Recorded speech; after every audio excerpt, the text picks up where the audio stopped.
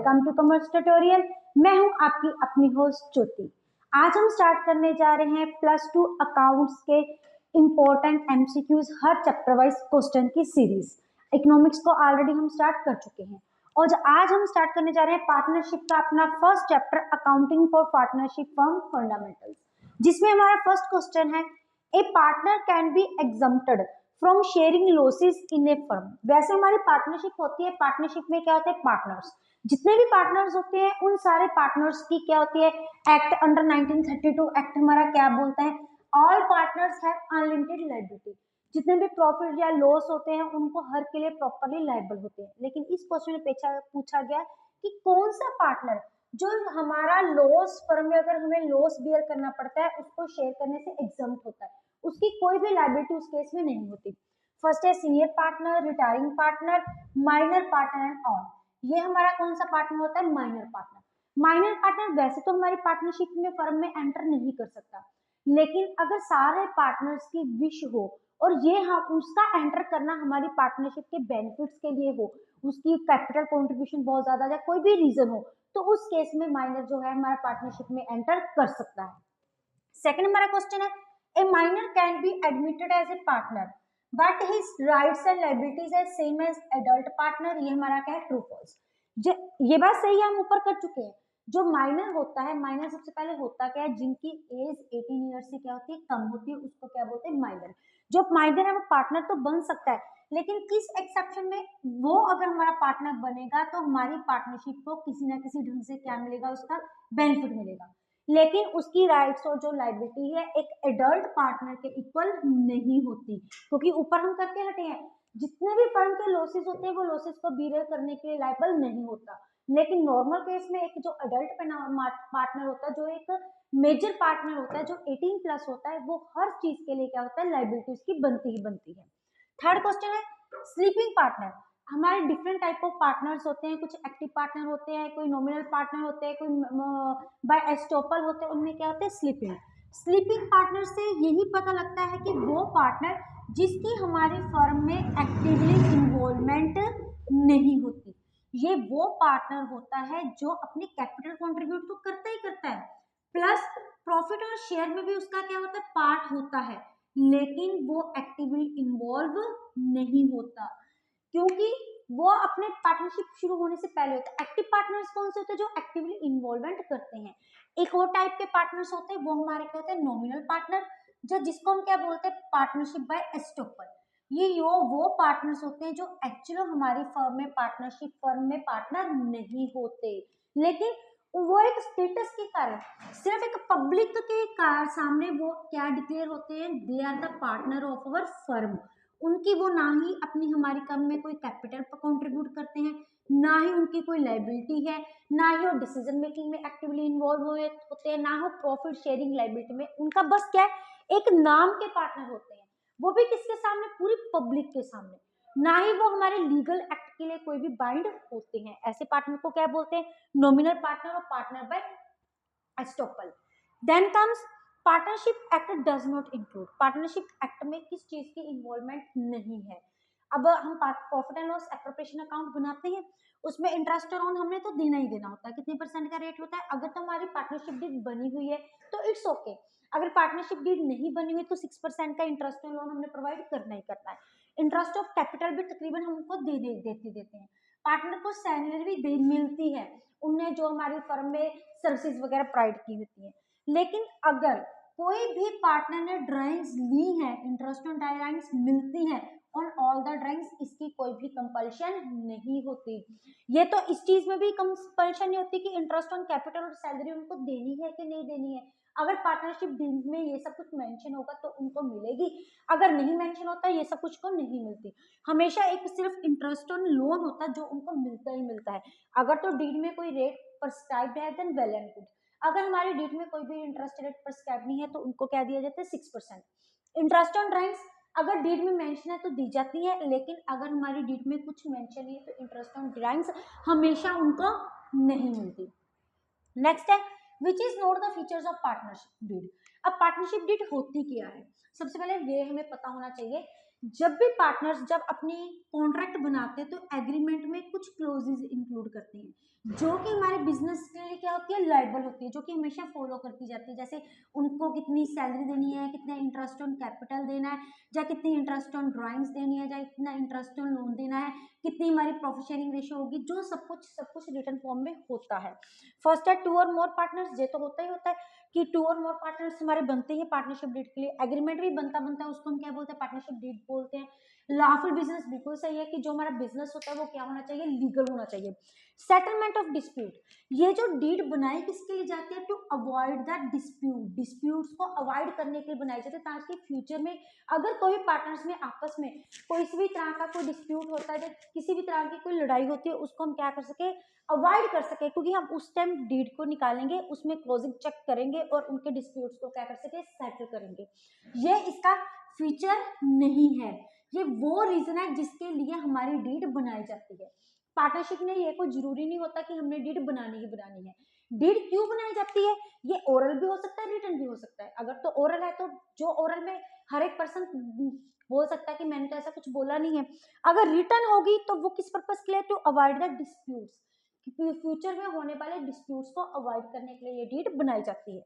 Next है which is not the features of partnership deed, ये भी कौन सा हमारा है, पार्टनरशिप डीड का कौन सा फीचर नहीं है। Rights and duty of partners, ये हमारी डीड में बताया जाता है कि हमारी पार्टनरशिप के कितने राइट्स है, क्या पार्टनर का राइट है, क्या उसकी लायबिलिटी है। कमेंसमेंट ऑफ बिजनेस, बिजनेस हम कब शुरू कर रहे हैं, किस टाइम उसको स्टार्ट करना है। Business can be carried on by all or partner active for all, ये हमारा क्या है, पार्टनरशिप का क्या होता है, मतलब होता है, पार्टनरशिप फर्म का मतलब होता है कि पार्टनरशिप फर्म होती क्या है, पार्टनर्स में जितने भी बिजनेस में पार्टनर्स काम कर रहे हैं वो बिजनेस सारे पार्टनर्स काम कर सकते हैं और उनके बिहाफ पे बाकी पार्टनर्स काम कर सकते हैं। इनके बिहाफ में जो हमारी पार्टनरशिप में स्लीपिंग पार्टनर है वो हमारी पार्टनरशिप की जो वर्किंग्स है उनमें काम एडमिट नहीं होते, उसमें टेक पार्ट नहीं करते। और माइनर भी क्या होते हैं, हमारी पार्टनरशिप की कुछ भी डिसीजन लेते हैं उनका वो मेंबर नहीं होते। तो partnership, this is the meaning of partnership, ये किसने प्रोवाइड किया था, क्या अंडर द पार्टनरशिप एक्ट 1932 ने प्रोवाइड किया है। नेक्स्ट हमारे कुछ प्रैक्टिकल्स है, इसको हम अभी देखते हैं। पहले अगर आप इनका स्क्रीनशॉट लेना चाहते हैं एमसीक्यूज का तो आप ले सकते हैं। देन कम्स हमारा 7th क्वेश्चन, क्या है, ए और बी की जो कैपिटल दी हुई है, ए की कैपिटल कितनी है 2 लाख, बी की कैपिटल कितनी है 1 लाख। इंटरेस्ट ऑन कैपिटल हमारी कितनी प्रोवाइड की हुई है 6%। पीएसआर रेशियो हमारी प्रॉफिट शेयरिंग रेशियो है 2:1। प्रॉफिट हमारे पास कितना अवेलेबल 15,000 और इसकी वर्किंग शो करने की उनको कितना कितना प्रॉफिट प्रोवाइड इस केस में किया जाएगा। सबसे पहले हम देख लेते हैं कि उनका इंटरेस्ट ऑन कैपिटल कितना बन रहा है इस केस में। सबसे पहले इस चीज की हम क्या करेंगे, कैलकुलेशन करेंगे। अब ए का इंटरेस्ट ऑन कैपिटल कितना है, बी का इंटरेस्ट ऑन कैपिटल कितना है, ए के हमारे पास कितनी है 12 लाख और बी की कैपिटल कितनी है हमारी 1 lakh. This is 7 number question. और इंटरेस्ट ऑन कैपिटल कितना प्रोवाइड किया हुआ है 6%। यहाँ पे दोनों केसेस में हमारा क्या है 6%, जीरो के साथ जीरो काट गई और ये मेरा क्या हो गया 12,000 और इस केस में हमारा इंटरेस्ट ऑन कैपिटल कितना हो गया 6,000। लेकिन जो हमारे पास प्रॉफिट की अवेलेबिलिटी है वो हमारे पास सिर्फ और सिर्फ कितनी है 15,000 की है। लेकिन जो टोटल हमारा इंटरेस्ट ऑन कैपिटल है वो ज्यादा बन रहा है, वो हमारा कितना बन रहा है 18,000। हमारी पार्टनरशिप डीड क्या बोलती है, अगर हमारे पास प्रॉपर वे से प्रॉफिट अवेलेबल नहीं है एक्सपेंसेस को बियर करने के लिए।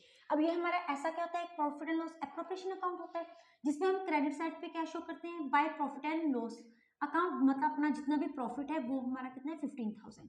डेबिट साइड पे हम क्या शो करते हैं, इंटरेस्ट ऑन कैपिटल और इनकी जो बैलेंसिंग फिगर होती है वो क्या होती है, प्रॉफिट होती है। ये हमारे पास कितना अवेलेबल है 15,000, लेकिन ए और बी का जो हमारी इंटरेस्ट ऑन कैपिटल वो कितनी बन रही है 12,000 और 6,000।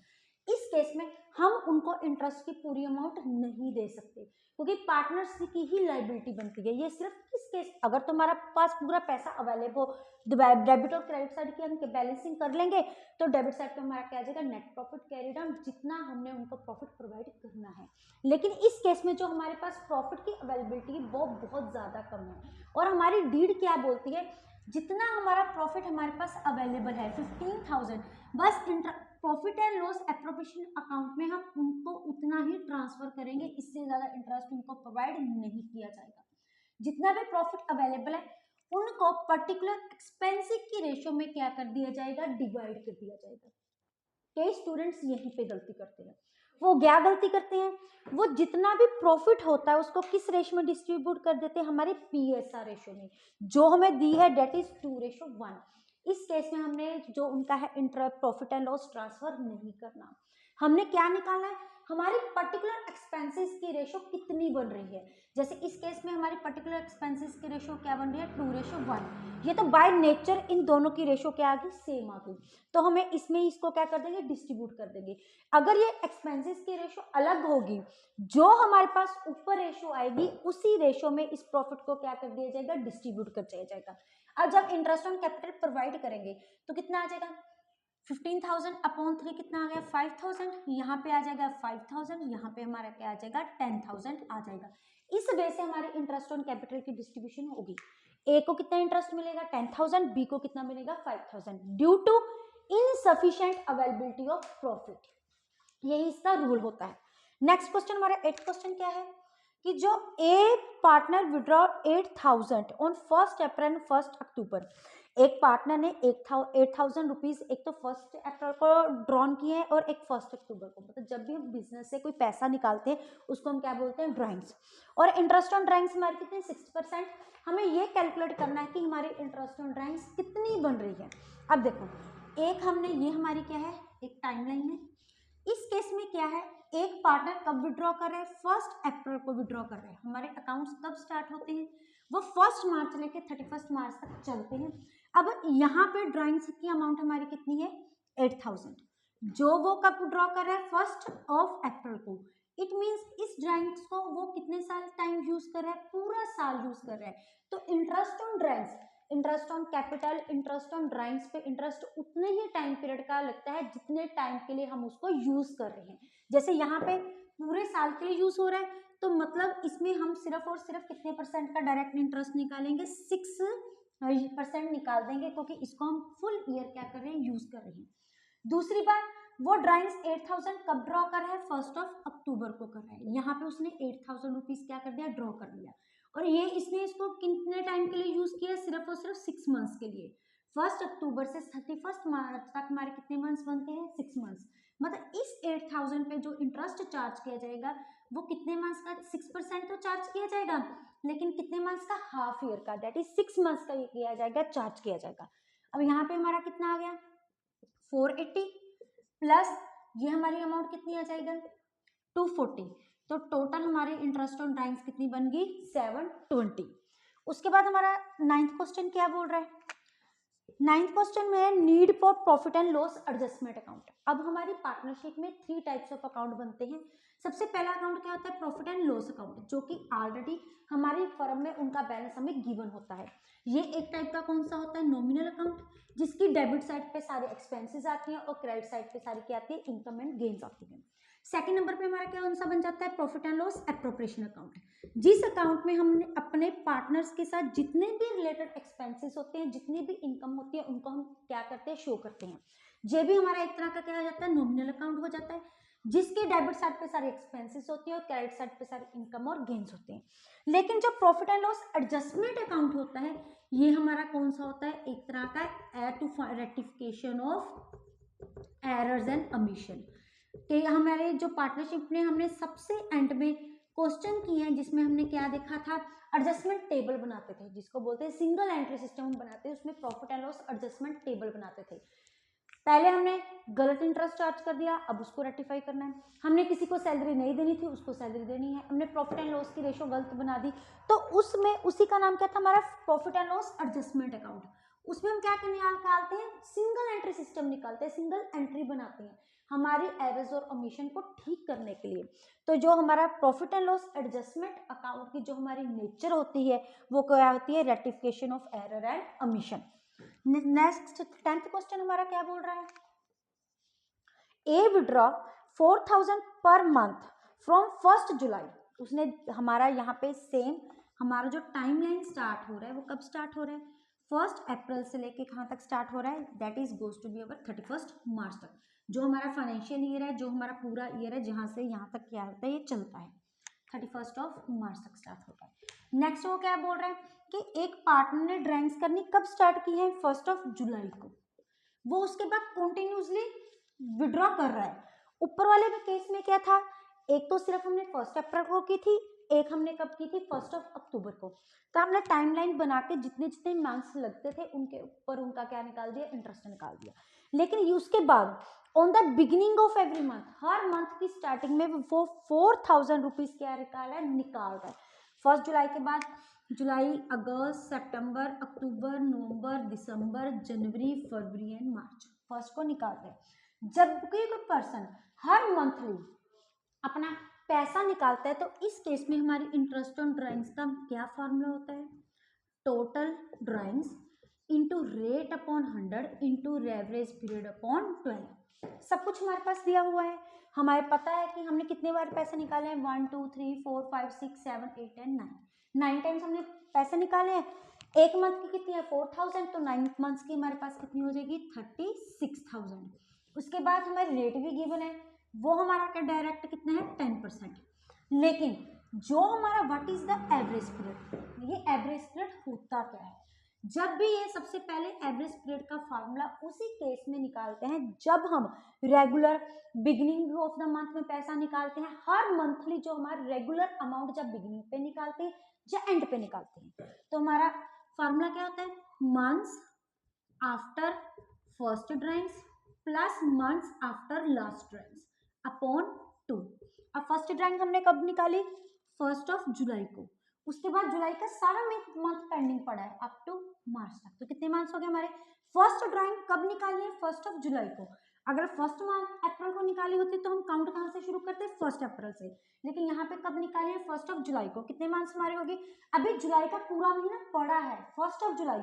अगर ये इसकी जगह 31 जुलाई होती तो इसका मतलब क्या होता था कि जुलाई का महीना बीत चुका है। तब जुलाई का मंथ हम सेंटर में उसके अंदर ही कैलकुलेट करेंगे। तो कितने मंथ्स बन गए 1 2 3 4 5 6 7 1 2 3 4 5 6 7 8 सॉरी 1 2 3 4 5 6 7 8 एंड 9। ये हमारे पास क्या आ गया 9 plus months after last drawing. हर मंथ कर रहे हैं तो लास्ट मंथ हमारा कौन सा है, जब हमने ड्रॉ किए 1 मार्च को। अब 31 मार्च को हमारे अकाउंट्स क्या हो जाते हैं क्लोज, मतलब पूरा मंथ का मार्च का महीना अभी भी हमारे पास अवेलेबल है इंटू 1/2। ये हमारे पास क्या आ गया 10/2, this goes to be the 5। तो यहाँ पे क्या आ गया इंटू 5/12। इसको कैलकुलेट करके जितना आंसर आएगा वो हमारा क्या बचेगा इंटरेस्ट ऑन ड्राइंग्स। ये कुछ क्वेश्चन थे, अगर आप इनका स्क्रीनशॉट लेना चाहते हैं तो ले सकते हैं। ये कुछ क्वेश्चन थे जो हमारी पार्टनरशिप फंडामेंटल्स के चैप्टर के साथ रिलेटेड है। नेक्स्ट वीडियो में हम डिस्कस करेंगे गुडविल चैप्टर के क्वेश्चन। वीडियो अच्छी लगे इसको लाइक करें, चैनल को सब्सक्राइब करें और वीडियो को ज़्यादा से ज़्यादा शेयर करें ताकि